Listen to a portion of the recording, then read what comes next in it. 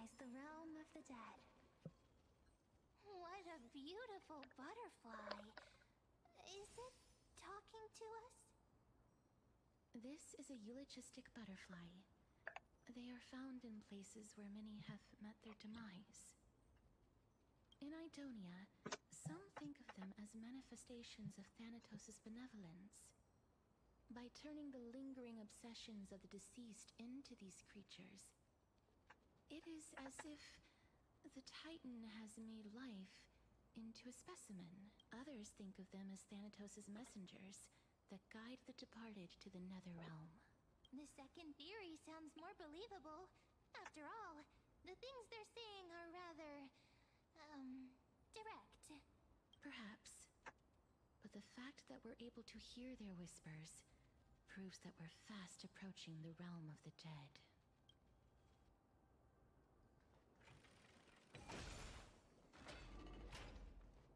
These shadowy figures...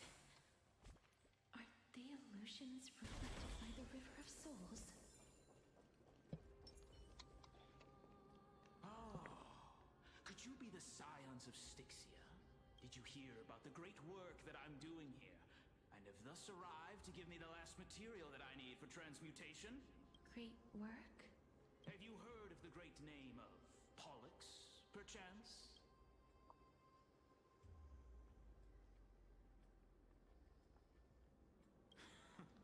You have?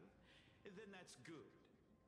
During the Age of Myth, a time likely before your birth, I was the unsurpassed zenith of alchemy that none could reach. On the shoals of the River of Souls, I shall make Pollux soar again and bring death back to the world. But didn't that dragon already bring death to the world? Oh? Looks like you don't know the whole picture. Well, it's true that the missing girl can grant death to mortals. Pollux, the one who delivered her onto this world, makes it so that humankind cannot die. So... it's just as I feared. This is my guess. The deceased are supposed to drift down the River of Souls until they reach the end of the West Winds. But this River of Souls was blocked by Pollux's fall. That's right. That's why it's imperative that I bring the dragon back to the mortal realm and make it soar the skies again. I have long since prepared my alchemical matrix in the tower. Although, I am still missing the most crucial material of all. That final ingredient, the final sacrifice, is none other than the girl who lives out her days with death. Huh? What's going on? You didn't touch him, did you? I know that I am no longer capable of carrying out that task. Take this, all of you, and please fulfill that great undertaking on my behalf. This... We had been inebriated in Fagusa's feast for too long before we began to seek divine bestowed death, so that we could be freed from the whims of fate.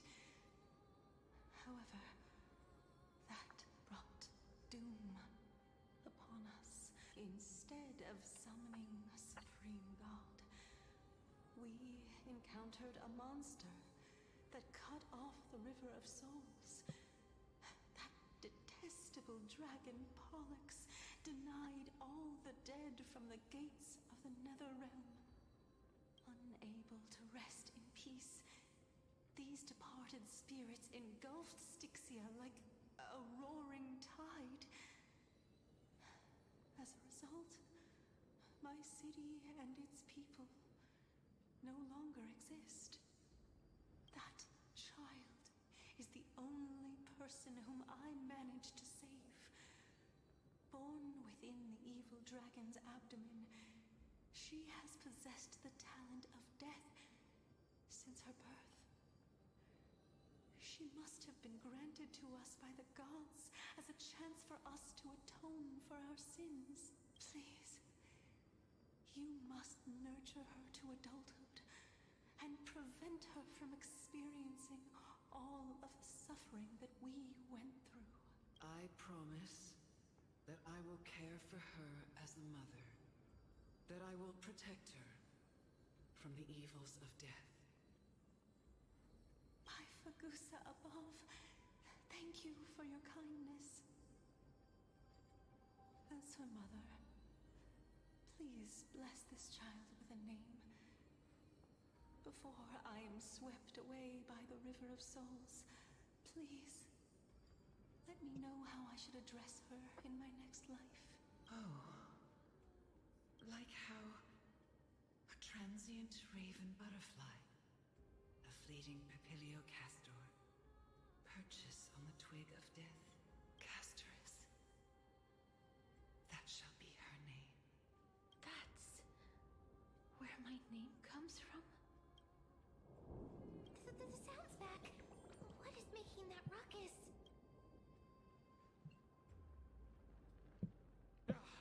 Living ones, don't waste your time bickering. The Netherrealm's wrath is falling upon you. Black Tide creations. When did they, Mister? Please fight them with caution. Be careful not to suffer the same fate as those Black Tide creatures. Everyone, hide behind Embrace a new life.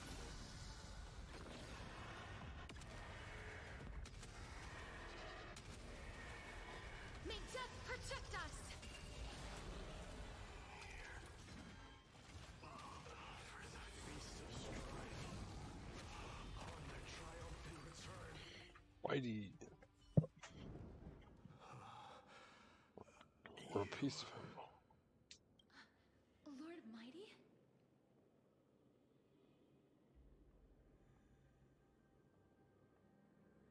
Lord Mighty, you've been through some tough battles once again. That black tide is endless. My death is only temporary.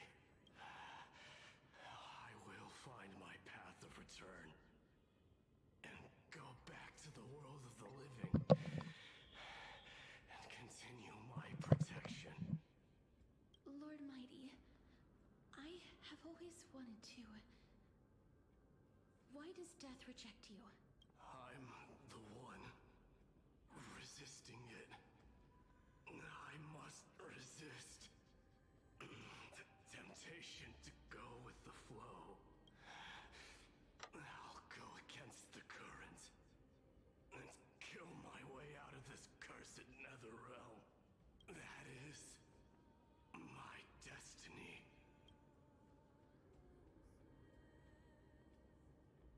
It seems like he's completely focused on resisting the temptation of the dead's whispers.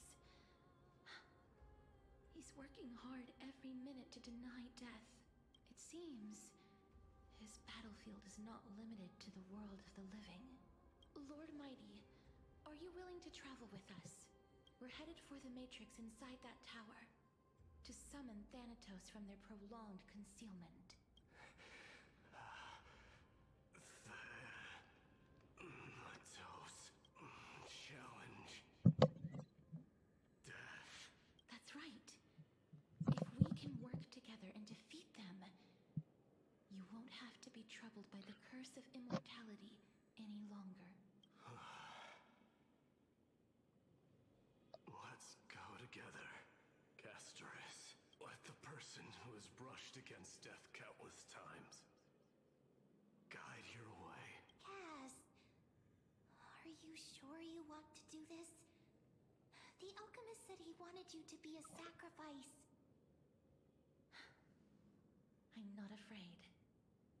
There's no reason for us to turn back anymore.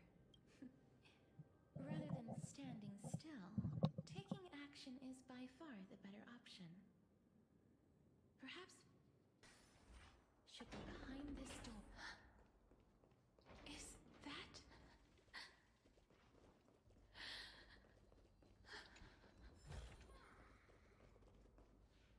Wow, there are so many of you!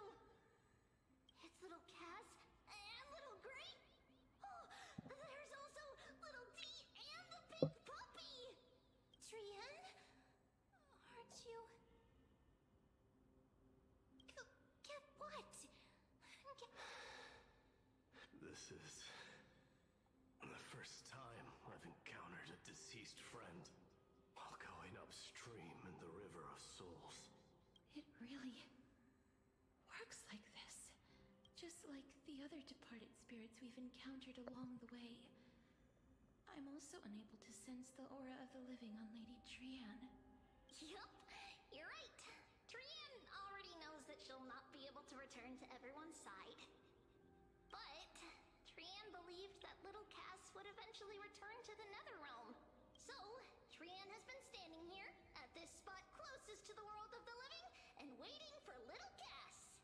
Oh, it must have been very tough for you. But according to what Trian said, we're almost at the entrance of the Netherrealm. Trian promised Trevi and Trinan that when little Cass got here, Trian would get the gift ready and be the first person to run over and welcome you. So, little Cass, don't cry. Please, accept this. We finally finished it. This is what Lady Trevi once mentioned. The gift for me that you didn't manage to finish. The Holy Maiden of Yanis. Even when separated by life and death, their thoughts are still connected. Trian spent a lot of time drawing this. Trian hopes that little Cass likes it. Seriously? It's seriously a wonderful drawing. Lady Trian.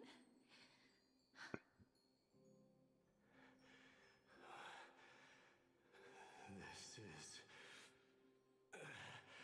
our flame chase journey. Little Cass, we don't know what your journey was like before. Trevi has always said that it must have been a very harsh and frightening journey. But little Cass no longer has anything to fear now, because everyone is here with you in this flame chase journey! That's right. Only now, when I see Lady Trian's gift, do I realize that I've already obtained so many things I would never have dared to dream of since I embarked on the flame chase journey. It's the first time I've gained so many companions. The first time I picked up the hobbies of crafting and photography. The first time I had dinner with someone else. The first time I went to the market to buy the Chimera doll I'd liked for a very long time and hugged it to sleep. The first time I wore a dress personally made by Lady Aglaya. The first time I went for a walk with Lady Trevi, Lady Trian, and Lady Trinan. The first time I enjoyed the night breeze and looked up at the stars with Miss Hyacin. The first time I took care of Dromesis with the Trailblazer. Looking back at all these experiences I never thought were possible, it feels as though the scales of my life had shrunk from centuries and decades down to minutes and seconds. And all of them are so precious. I took countless photos in the past, but they're all black and white landscapes. I don't have a single one with friends. If I had known, I would have taken more pictures.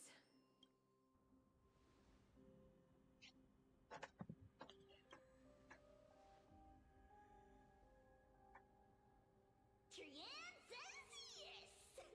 Trian likes little Cass and would love to take a picture with little. Sadly, being departed souls, our images cannot be captured in the world of the living.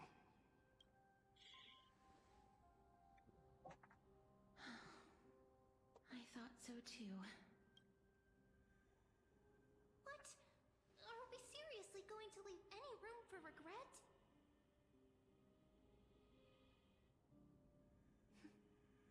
There won't be any regrets. vivid drawing surpasses any photograph from the world of the living. Little Cass smiled. Treevee, Trinin, and Trian's wishes finally come true! I remember you once said that fate is not the flowers that bloom at the end of the road, but where people tread beyond the gate. Now, the path that belongs to me is about to reach the end. Thank you for bringing me the final key. Key? Little Cass, why are you talking in riddles all of a sudden? I have a feeling that soon, this gift of yours will become the key to saving Mister's life. Wow, that's amazing! Then keep smiling and carry on bravely! Little Cass, Little Gray, everyone, see you tomorrow!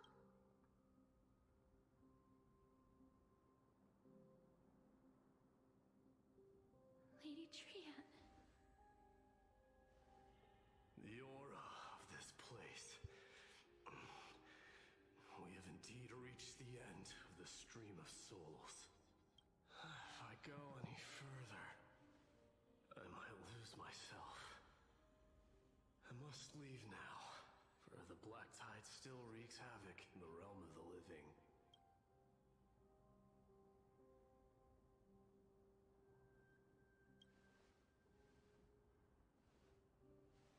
I seek not to enter the door to the nether realm. Castorus, will you fulfill your duty for the flame chase? Oh, Cypher's there. I have yet to make my decision, Lord Mighty. No matter. Make the choice your heart desires. Even if it takes 1,000 years of waiting. I will continue to fight till I die. Then rise from death. Till the miracle descends. There is one more thing you should know, Lord Mighty. What is it? Professor Anaxa may have deduced the principles behind the Era Nova. You and I may be reincarnated as strife and death in the next cycle, becoming calamities wreaking havoc upon the world. I see.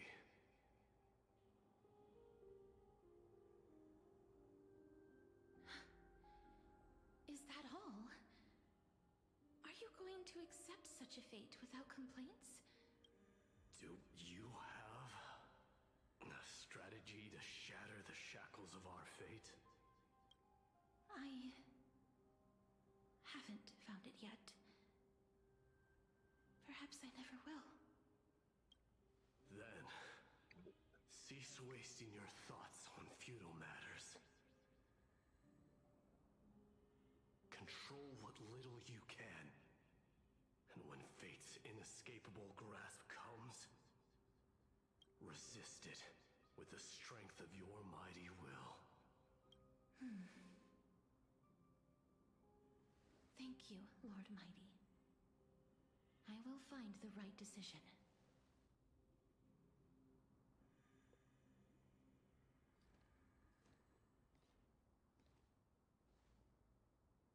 In the name of strife, may you meet a fitting end. This must be the alchemical matrix the spirit mentioned. Let's see. We need to insert Aquila's sky, Georios' earth, Kefali's fire, Fagusa's ocean, and Nestia's love. It seems our sweet Princess Homebody has made up her mind. In that case, seamstress, I suppose I no longer need to deliver your message. My time is rather precious after all. Whether you wish to break free from death or not, please, follow your heart. By the promise you once made, I ask that you fulfill your duty one final time. Castorus, please, live as a human, and die as one. According to that alchemist, the final piece is supposed to be me. However, he is not privy to the past, and therefore cannot see the full picture. The past? I saw the twins of death in Kethali's memory, and now I am certain that I was one of them. The trial of the Hand of Shadow demanded taking the life of your family. I died during that trial, falling before the gate to the new world. And my sister, whom I never met, became the Titan Thanatos of this cycle. She was consumed with regret over my death, so she used the Titan's authority to reforge my soul. Yet, it also means she has never revealed herself to anyone, hidden away from the entire world. That's because the Titan she became already fell at the start of everything.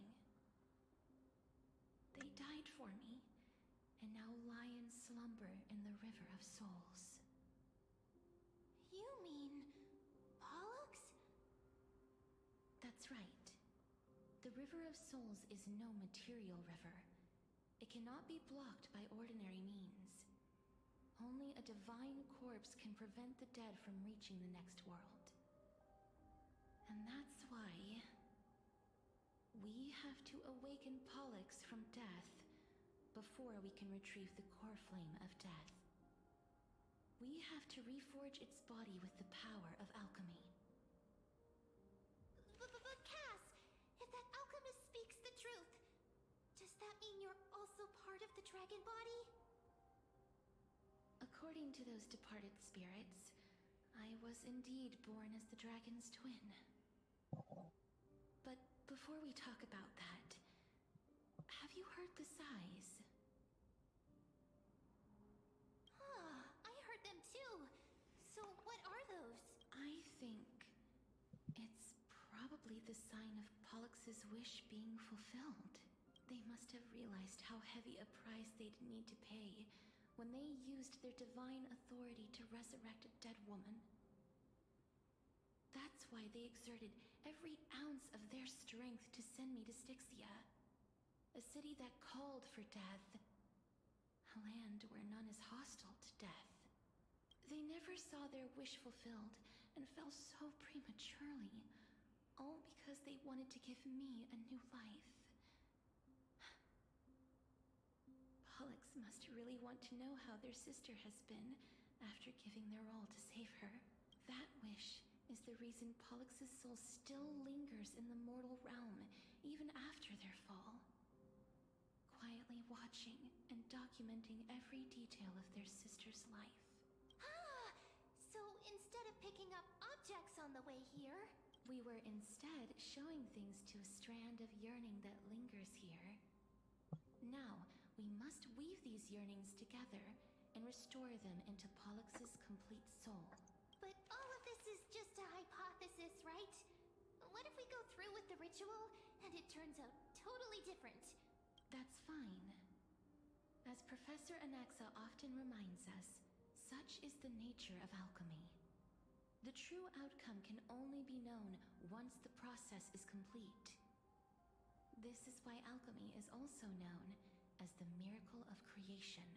Now, the puzzle of Pollux's yearnings is nearly complete, with only one final piece remaining. I shall reveal what they have been yearning to know in the alchemical matrix. I will show them my whole life since I left Styxia. Lady Trian has already drawn a picture of my entire life, and it is now in my hands.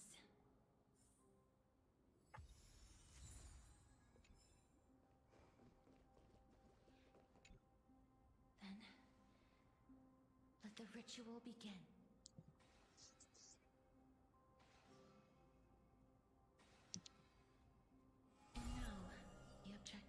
complete. That is all. Such is what Professor Naxa always says after preparing for an alchemical ritual. And now, Pollux, I shall lift you from the River of Souls and reforge your soul.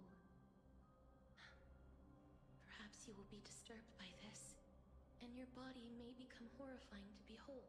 But if even the slightest trace of your soul remains, the soul that once ferried me to this side of the shore, then please, look at me. I wish to thank you in person. I have obtained everything you sacrificed your divinity for, Lady Almanette. Did she recognize you? Oh, she must be the first soul we can communicate with here, right? I'm afraid she is just another spirit trapped here, like the rest of them. The only difference is that I was there when she died. Please, go on. I'm listening. Are you about to tell the story of Styxia? Yes. You're just as smart as I imagined, but... never mind. Now's not the time. There's no need to worry, Elder. Take a look around you. You're already at the resting place of the dead. The world of the dead? But how? I understand that you chose to remain silent about the story to protect Casterus, the girl who coexists with death, but you no longer need to hide that story. I can assure you that you have protected that girl's life well. Oh. Well, in that case, let me begin. Styxia, the pearl of the ocean, plagued by unwarranted calamity and ravaged by death in the fairy tale. It was the first city-state to shift their faith towards death, even before Idonia did. From where you stand now, I suppose that's a bit hard to believe. Indeed. I cannot imagine that those from the era Chrysia, blessed with eternal life, could ever yearn for death. I have pondered the same question, child. But I'm afraid there is no clear answer to... Journeys and epics are only glorious and magnificent because all things eventually fade to dust. That's how someone once explained to me why death is necessary to the world. But I still can't take that as the final answer. Would a world without journeys and epics be worse off? I take it the one who spoke this line was a general, or perhaps a warrior. I, however, did find some inspiration in these words. Would you like to hear my thoughts, Casterus? Please enlighten me, Lady Almanette. Though I have already made up my mind on how to handle the authority and core flame of death. Your words might truly guide me toward the path forward. You and I are neither warriors nor generals. Therefore, journeys and epics cannot truly resonate with us. But what if I reframe it like this? What if love is not a trait bestowed upon mortals by Nestia, but a blessing from death? Love. No one ever invented the word cherish in the era when life was eternal. For all the good things in the world can be revisited endlessly, and every bond formed carried no risk of being severed. The so-called era Chrysia was an age devoid of both virtue and sin. People did not truly live. They simply existed, going through the motions without passion or purpose, then waiting for something to happen. Perhaps the people of Styxia chose to embrace death not out of fascination with its cruel and fearsome side, but instead became fixated and obsessed with the impulses and desires tied to a finite existence. Therefore, death is not a thing of fear and desperation, but... That's right, Casterus. It is the reason we shed tears when parting ways, and also the original spark that ignited the passion of mortals. If you truly intend to deprive the world of death, then be prepared to witness it return to a state of stagnation. I understand, Lady Amunet. Our limited lifespan shapes all that we know and love.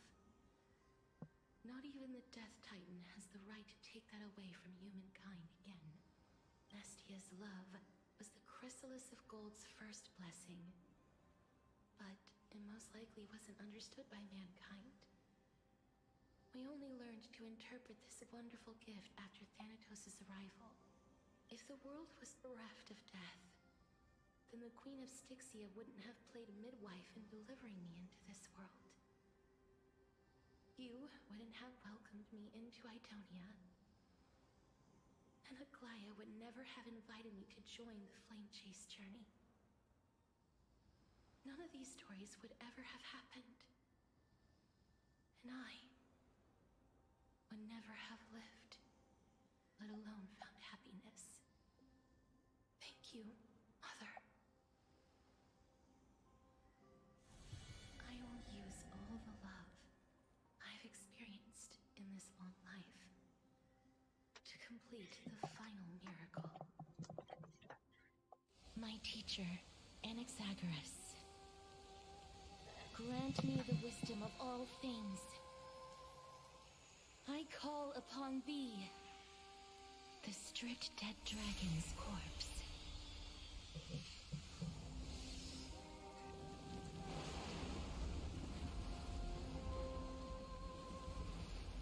Rises from the earth, falls from the sky. As above, so below. This is the greatest power of all powers. Unstoppable in this world.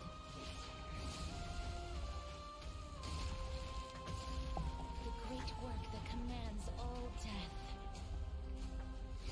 I shall grant you embrace. Acheron's still on the team. Yeah. Don't turn back to the Nether Realm.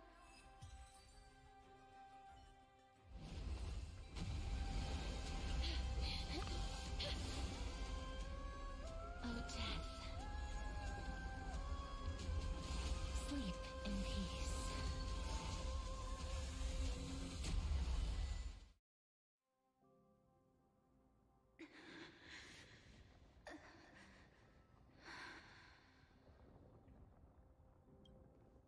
I'm sorry I have to wake you up from ancient death. And I know you're anxious. Shh. Don't be afraid. Do you remember me? I'm the girl you once carried across the Sea of Souls.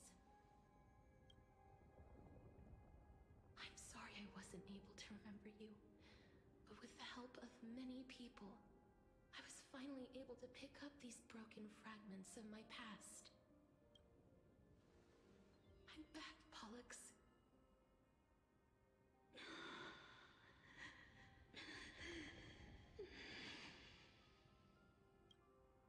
this might not be what you wanted.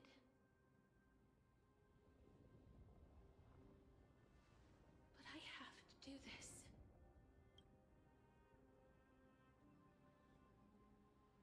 So please, carry me across the Sea of Souls again and return me to the Netherrealm, just like you did in the past. Please take me to where the core flame of death rests.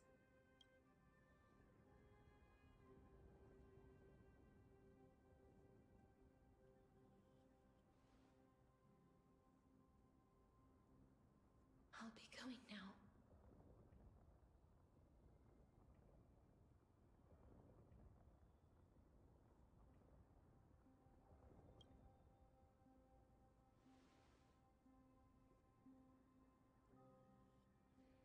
They may look scary, but as long...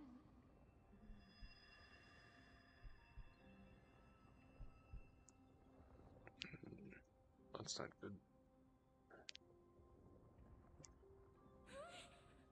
What's wrong?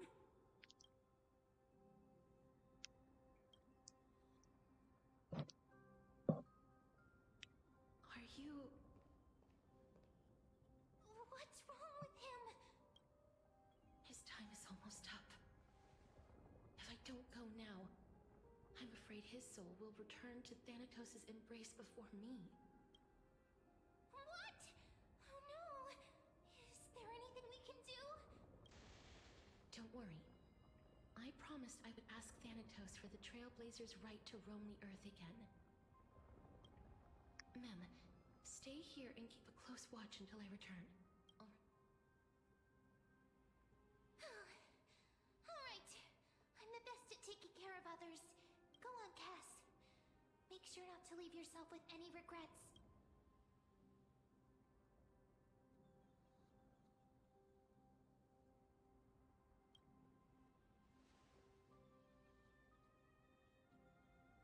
It's a deal then.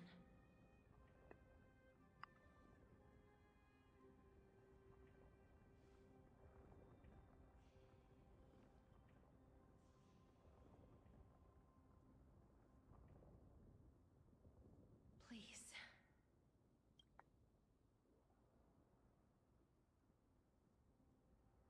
Wait for me.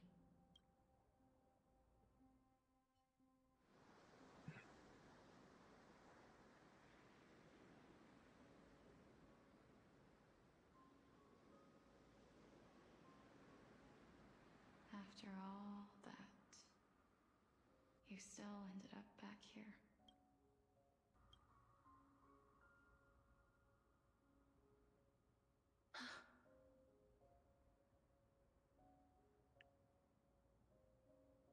So the legends were true. The Netherrealm really is a sea of flowers. Yes. Just like the flower fields we tended to back then. Is that you, Styxia? Do you remember me? It's been far too long.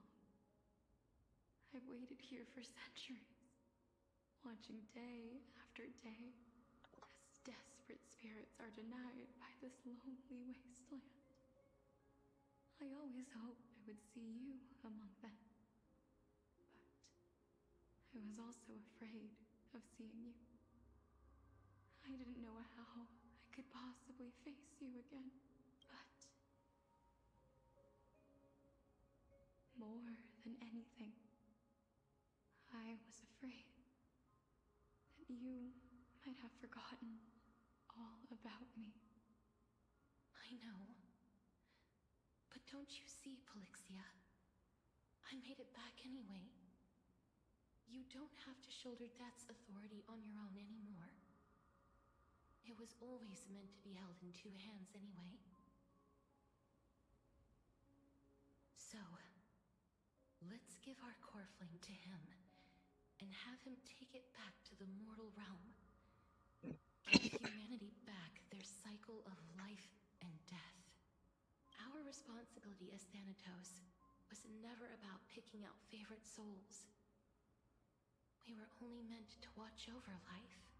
Let's tend the field together and create a warm sea of flowers for all the souls to come.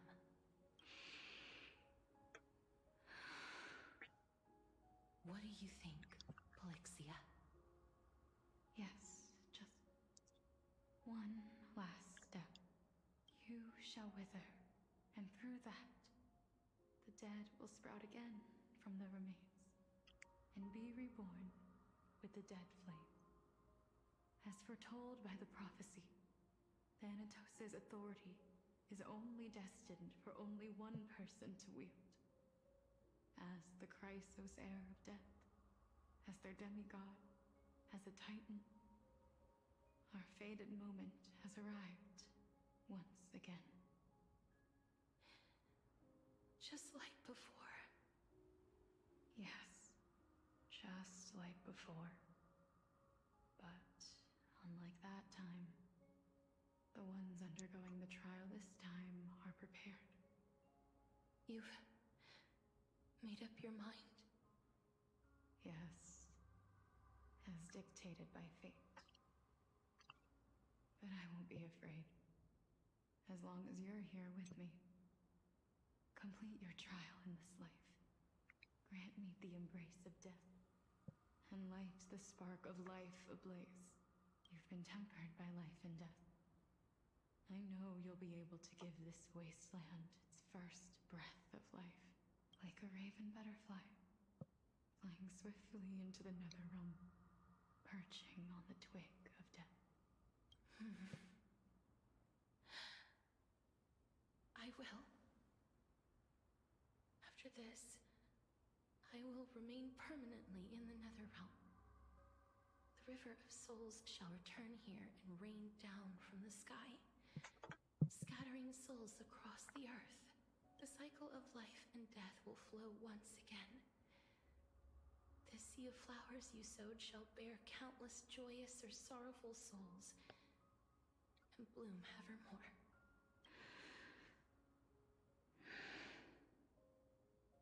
Thank you.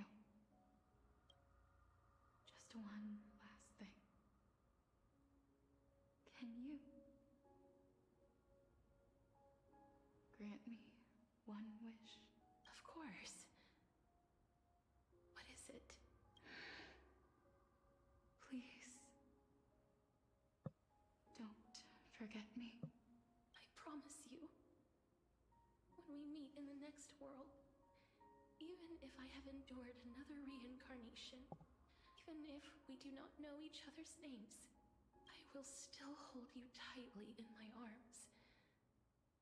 Just like what I did when we were born. Cast you're as beautiful as a fleeting butterfly.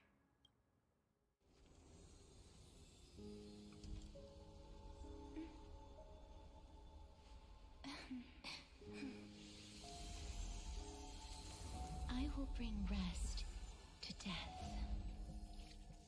And from now on, stagnant life will once again flourish.